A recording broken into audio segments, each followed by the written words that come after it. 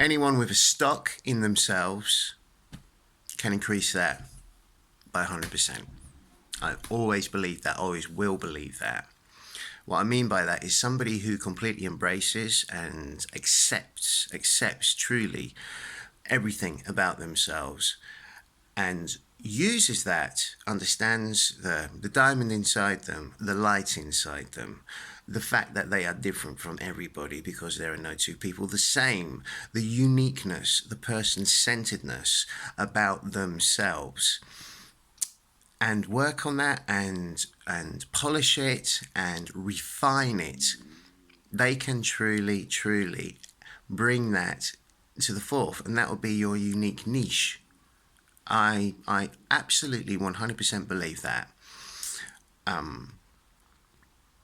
I hear people, students in colleges or students that come to me through private lessons, they will talk about all these problems that they have and the limitations that they have, and they come up with alibis. Then they have these alibis for all these reasons why I can't do X, Y, and Z.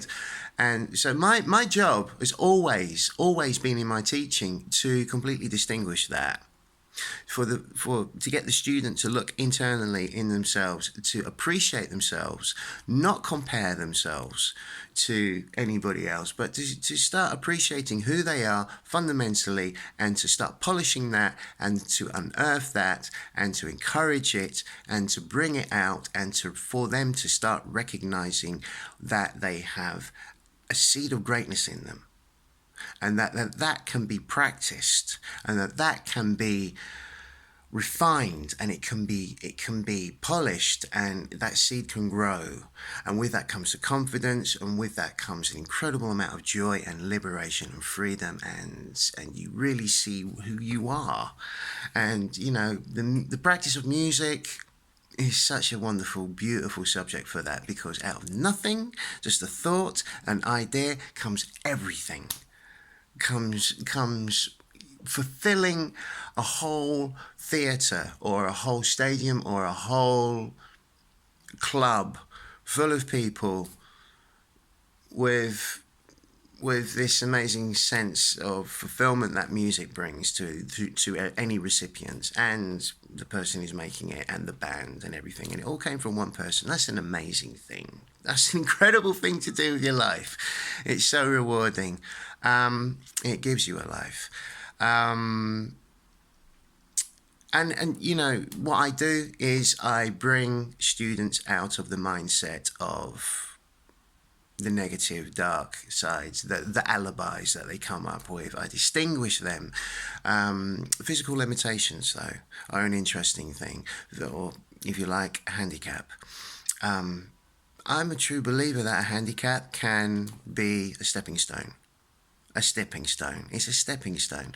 There are people who are, take dyspraxia for instance. When I was teaching in Trinity College of Music in London, I was teaching several students who were diagnosed with dyspraxia. All of a sudden they have this label and this name that's been asserted to them. Oh, I'm this now. It means I can't do that and I can't do that. No, it just means that you think in a different way. It means you operate in a different way. It just means that you are just, you move through the current of life in a slightly different way, but only if you compare yourself.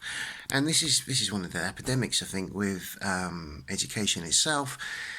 It puts everybody into this one aquarium or in this one clinical sort of like box, and it says everybody's got to be the same and everybody's going to be marked in the same way. Not every college does that, by the way, but I know some institutions which do that.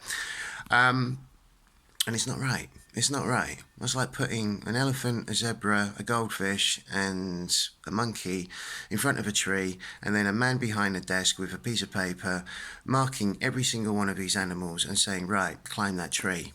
Who's going to be the one that's going to be able to climb the tree? The monkey. Goldfish isn't going to be able to do it, is it? It's pretty fucking daft. I've literally been in situations myself, working in institutions where this system doesn't work. But what does work is everybody actually honouring what and who they are for themselves, warts and all. And a wart isn't a wart. A wart isn't something that's ugly. It's not. there's beauty in everything. There is treasure in everything, and everybody's got it.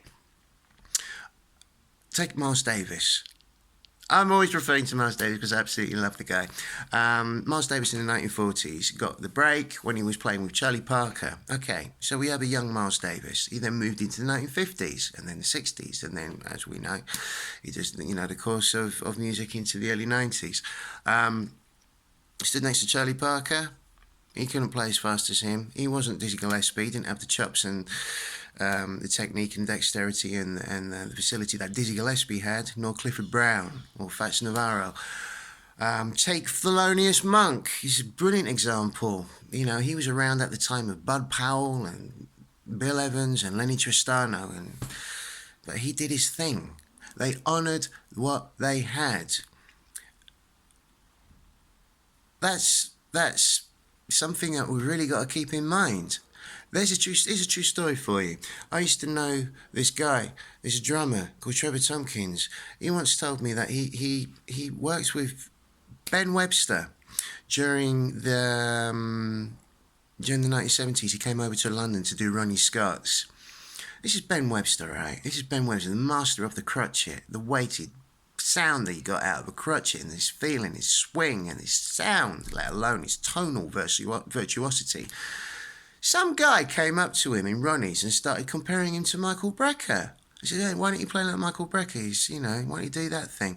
Ben Webster turned around to him and said, man, I've spent my whole life mastering this and perfecting this, and that's just it. Know your strengths from your weaknesses and concentrate on them.